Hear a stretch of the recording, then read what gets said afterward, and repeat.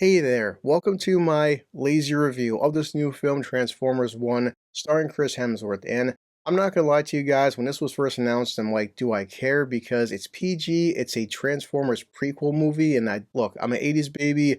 I mean, I grew up with Peter Cullen, and only one man can voice Optimus.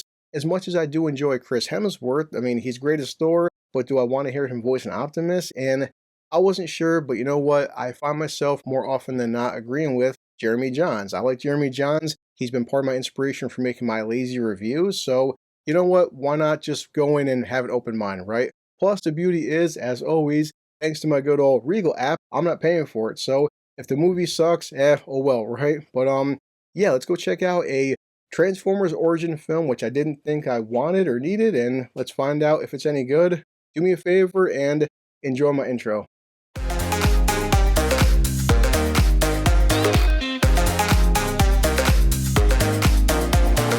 Okay, I'm back, and yeah, that was a movie, and let's talk about it. So, what's going on with Transformers 1? As in the trailer, guess what? This is an origin story, and it's an origin story of Orion Pax, who later will one day become Optimus Prime. Also, his best friend D will one day become Megatron. Now, I'll admit to you guys, the trailer did not sell this movie at all. I was not feeling Chris Hemsworth inside the trailer. Also, I was not liking the animation style. However, as the movie's progressing, as it's going along, I'm like, you know what? The animation style, for the tone they're going for, it works. And I hate to say this, and boy, it could be blasphemy, but listen, Peter Cullen is 83 years old. This version of Optimus, it probably wouldn't have worked because the premise is this isn't Optimus Prime. This is Orion Pax. Now, Orion, he's a miner, he's a blue collar worker, he's a loser.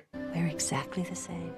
Also, him and his friend D, they can't transform. Later on, there's a reason why they can't transform. And the film, it is PG, not PG-13. It has the same level of like humor, I would say, as like a Shrek film. And the violence factor, I mean, it is robots fighting robots. There's a conspiracy going on in Cybertron. Right now, Autobots and Decepticons don't yet exist. Anybody who knows Transformers lore knows about the matrix of leadership that eventually Optimus Prime will get. It's Megatron and Optimus becoming the men or the bots that we all know and love. Let me get to my three lazy questions. So, question number one, how I feel about the film. Well, again, I walked in with no expectations. I wouldn't say I loved it, but holy shit, I actually enjoyed it and I liked it a lot. The runtime is about an hour and 40 minutes long. It's got good pacing. Chris Hemsworth doesn't do an impersonation of Peter Cullen, but it's like I was making a joke to my kid that perhaps like his balls dropped because when he becomes Optimus Prime, his voice is lowering and he doesn't sound completely different, but he does sound different when he's Optimus versus when he's Orion Pax. Your balls drop off? Hmm? So, I did like the movie a lot, guys, but on to question number two. Do I think that this movie, you should see it, it's worth your time? If you got kids, damn sure bring your kids because the bottom line, boys and girls, is those of us who grew up with Transformers in the 80s, you know what? Our generation is past, our time is gone, it's a new generation. A lot of kids out there may not want to watch 80s and 90s cartoons, but they may want to watch a new modern cartoon. And sometimes modern isn't always a bad thing. If anything, a movie like this may make your kids want to watch older cartoons. It doesn't butcher Transformers lore at all. I think for an older person, you will actually have a good time if you go in with an open mind. And that's it. So yes, I would recommend Transformers 1. But last but not least, thanks to good old Regal, guess what, guys? I didn't pay for it. Do I think that you should pay for it? Well, I would say if you got kids, hands down, this movie is worth full price. If you're an older guy and you're single and you don't want to be a loser going to see a kid's cartoon, don't be like me. Don't you be like me. definitely check it out on a matinee. The movie is worth going to see in the theaters. It's got smooth animation, which I didn't like at first. It damn sure grew on me. It's fast paced. It's got a good storyline. I cannot believe I'm highly recommending a stupid Transformers 1 cartoon prequel. I had a great time with Transformers 1. Holy shit, who would have thought?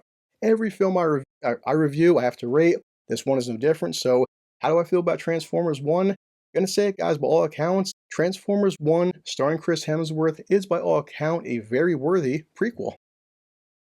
We finally don't suck! That's it, I'm out of here. As always, I have to check my watch because I'm low on time, getting ready for work, and yeah, check out Transformers 1. I highly recommend it, guys. That's it. I'll see you later. Let me drink this, grab Bender, and cheers. This calls for a drink. Eh. Go to Pepsi Zero. Everybody needs one of these, though. It's called a catchphrase. Just roll out, and this movie is more than meets the eye. Just stop. I'm out here.